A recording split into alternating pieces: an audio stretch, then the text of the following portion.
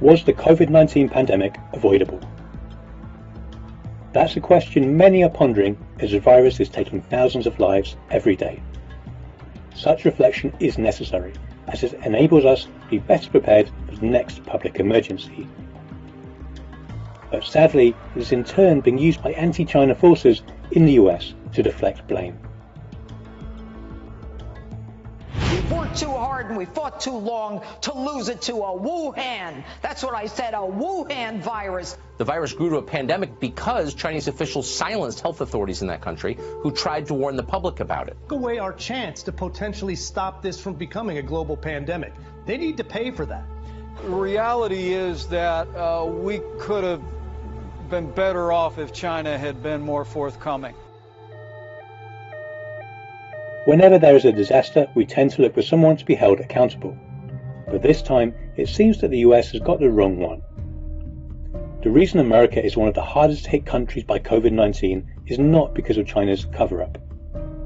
More likely, it is because of the White House's delayed response when there were warning signs from the outset. In late December, cases of pneumonia of unknown cause were first detected in Wuhan, capital of central China's Hubei province. 3 weeks before the lockdown, on January 2nd, China started the virus identification work. From the next day, China began to inform the WHO and exchange information with the US regularly about the new virus. On the same day, the potential threat of the new virus began to be included in Trump's daily brief. From January onward, as China was busy tracking the spread of the virus and developing test kits, the volume of warnings also increased from US intelligence agencies. It was about the same time that Senator Richard Burr sold as much as $1.72 million worth of stocks. On January 21st, the first coronavirus case was confirmed on US soil. However, the sense of a looming crisis in the White House did not seem to alert high-level officials and Trump. We have it totally under control. It's one person coming in from China, and we have it under control. It's going to be just fine. On January 23rd, Wuhan, a city of 11 million people, went under lockdown. A national battle against the new virus had officially started. Scarred by SARS 17 years ago, everyone was in a wartime mode. Don't forget, even then, some Western media outlets were still questioning China's method, calling the lockdown excessive and a violation of human rights. Western nations knew, after Chinese New Year, the impact that COVID was having, the lockdown in Wuhan, etc. They knew this was a serious problem. So why were they not prepared? They knew what was happening. China wasn't covering up. And in fact, China let the genome of COVID virus be known internationally as soon as it was known within China. At the end of January, the US reported its first person-to-person transmission case. The next day, it closed its borders to travellers from China, which seemed to be already good enough. However, the critical window was lost, a window that could have been used to produce more qualified testing kits and plan a more coordinated strategy. Coronavirus is not going to cause a major issue in the United States. The first batch of patients infected by the virus is now being transferred to the Leishan Hospital. It is one of the two newly built facilities that are dedicated to treat the patients. The virus. They're working hard. Looks like by April, in theory, when it gets a little warmer, it miraculously goes away. I hope that's true. In the meantime, China says it's mobilizing a further 20,000 medical staff from around the country to support Hubei province. So far, the city has opened 9 makeshift hospitals. Together, they can provide about 7,000 beds. The window of opportunity is still there, but our window of opportunity is narrowing. Whatever happens, we're totally prepared.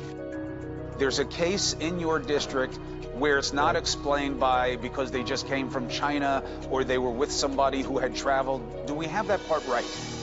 That is correct. They call it a community infection or community transmission. So far, all the designated hospital has already have more beds than the patients. The saying is their beds are waiting for the patients rather than the patients waiting for a bed. Well, I think the 3.4% is really a false number. Now, I think the number, personally, I would say the number is way under 1%. If you're under 50 and you're healthy, which is most New Yorkers, there's very little threat here. Release the full power of the federal government. It wasn't until mid-March that the White House started to take this more seriously and announced a national emergency. The public was warned and schools were closed, but an outbreak was inevitable. As the CDC failed to coordinate testing kits, many more patients who were not aware of their infection continued to spread the virus. Did the CDC screw this up? Well, the CDC's test didn't work. They shipped a test that was faulty and they had to recall it. That we lost critical weeks. We lost some critical weeks. We lost about 3 critical weeks.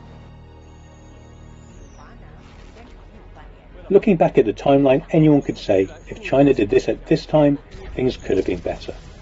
But don't forget that China entered uncharted territory and started the battle on its own. Other countries had a choice. The group of people who accused China of being responsible for the pandemic are the same ones who played it down in the first place. The same questions could also be raised with other countries. Would things be better if Italy locked down its northern regions sooner? Or if the US government prepared more medical supplies when China already sounded the alarm in late January? The past is history, but the US can still seize the present to treat more people, instead of spending every effort to find a target to blame. Western nations are eager to blame someone for their own mistakes. America in particular, they knew about this in mid-January, but they really did nothing until they started to see an increase in infections in the recent week or two. The same with Italy. Italy was well aware of the situation in China. It was world news. It was headlines for days and days and days, and yet many countries sat back and said, oh no, we don't need to really worry about this. It's purely a Chinese problem. So it's very important not to blame China for mistakes that Western countries have made themselves.